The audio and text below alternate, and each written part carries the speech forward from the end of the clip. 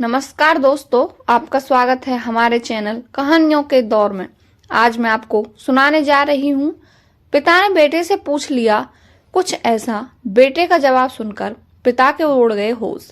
पिता ने दिया करारा जवाब। चलिए शुरू करते हैं आज की ये कहानी। दुलीप जी ने अपने बेटे की बहुत अच्छी तरह से परवरिश की। उसे अच्छी तरह से पढ़ाया लिखाया और एक सफल इंसान बनाया। इसी के बल पर बेटा एक कंपनी में बड़ा अधिकारी बन गया। हजारों लोग उसके अधीन काम करने लगे। एक दिन दुलीप जी ने सोचा क्यों ना बेटे के ऑफिस में जाकर उससे मिला जाए। जब दुलीप जी उसके ऑफिस पहुंचे तो उन्होंने देखा कि बेटा एक शानदार ऑफिस में बैठा है और बहुत से लोग उसके अधीन काम कर रहे हैं। ये देखकर दुलीप जी को बहुत गर्व हुआ। दुलीप जी ने अपने बेटे के चैम्बर में गए और पीछे जाकर उसके कंधे पर हाथ रखकर खड़े हो गए। इसके बाद दुलीप जी ने अपने बेटे से पूछा, इस दुनिया का सबसे शक्तिशाली इंसान कौन है? बेटे ने पापा को बड़े प्यार से हंसते हुए कहा, मेरे अलावा कौन हो सकता है पापा? दुलीप जी को इस जवाब की आशा नहीं थी।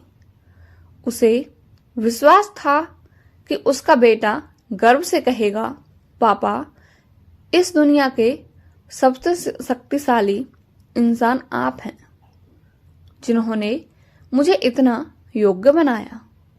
बेटे का जवाब सुनकर दुलीप जी की आंखें भर आईं। वो चैम्बर के गेट को खोलकर बाहर निकलने लगे। उन्होंने एक बार पीछे मुड़कर पुनः बेटे से पूछा, एक बार फिर बताओ, इस दुनिया का सबसे शक्तिशाली इंसान कौन है? बेटे ने इस बार कहा, पापा, आप हैं इस दुनिया के सबसे शक्तिशाली इंसान। दुलीप जी यह सुनकर आश्चर्यचकित हो गए। उन्होंने कहा, अभी तो तुम अपने आप को इस दुनिया का सबसे शक्तिशाली इंसान बता रहे थे, अब तुम मुझे बता रहे हो? बेटे ने हंसते हुए उन्हें अपने सामने बिठाते हुए कहा, पापा, उस समय आपका हाथ मेरे कंधे पर था। जिस बेटे के कंधे पर पिता का हाथ हो तो दुनिया का सबसे शक्तिशाली इंसान ही होगा ना। बेटे की बात सुनकर दुलीप जी की आंखें भर आईं। उन्होंने अपने बेटे को कस करके गले लगा लिया। सच है, जिस कंधे पर सिर पर पिता का हाथ होता है वो इस दुनिया का सबसे शक्तिशाली इंसान होता है।